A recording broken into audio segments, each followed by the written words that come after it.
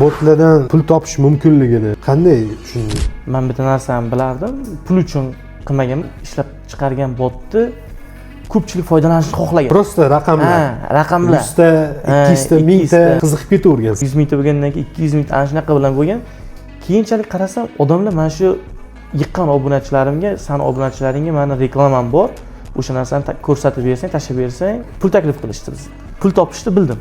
Keyin o'zi buni ta'min sezib, sekin-sekin. Boshida bir o'zing boshlagansan, hech qanaqa komanda bo'lmagan. Bu ishni boshlamasdan oldin maktabni bitirgandan keyin Xudo rahmatli buvam sartaroshlikka, shogirdlikka qo'yganman. Sartaroshxonada ikki oyoqda turib ishlaganman. Ham kechqurun reklamalar chiqarish kerak bo'lardi soat 6-7 larda. Bir qiziq voqea bo'lganda, o'sha paytda sartaroshxonada odam ham ko'payardi. Klientlar ham. Ustozim aytardilar, klientlarga qarang, u bu deyardi, men telefonga qarab reklamani chiqarib turardim. Bu reklama deganda u pulli reklamami? Ha, pulli reklama. O'sha 2000, 3000, 5000 ga reklama olganman birinchi. Qiziq bo'lgan, naqd bo'lgan. Sartaroshxonada odam ham ko'paygan, bu yerda kechqurun men telefonda ishim ham qilishim kerak edi.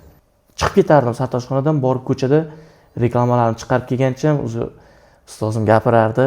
Siz bundan pul topa olmaysiz, hech narsa qila olmaysiz, bu hunarni ham o'rganmayapsiz, u bu deyardi. Men o'sha reklamadan pul topishni boshlaganman, kuniga 2020-yilda 200 ming, 300 ming o'sha payt topganman bir kunda. Ustozim bilan spor bo'lib qoldi. Sartaroshxonadan chiqib ketyapman. Bo'ldi, men kelmayman dedim. Qo'rqdan vaqtingizni yo'qotasiz, u bu dedilar. Men aytdim, men sizlarga va'da beraman dedim, 1 yil ichida dedim, 2020-yil bitta uy, bitta mashina olaman dedim. Keyin ola olmaysiz, u bu dedi. Ular endi u paytda hech kim internetdan pul topishga unda yana u ishonmasdi-yu odamlar. Keyin 1 yilga bormay, Xudo omadim berib, rizqimni berib, ishimni rivojini berib, 3 oyda bitta mashina oldim. Birinchi olgan mashinam Gentra bo'lgan, oq.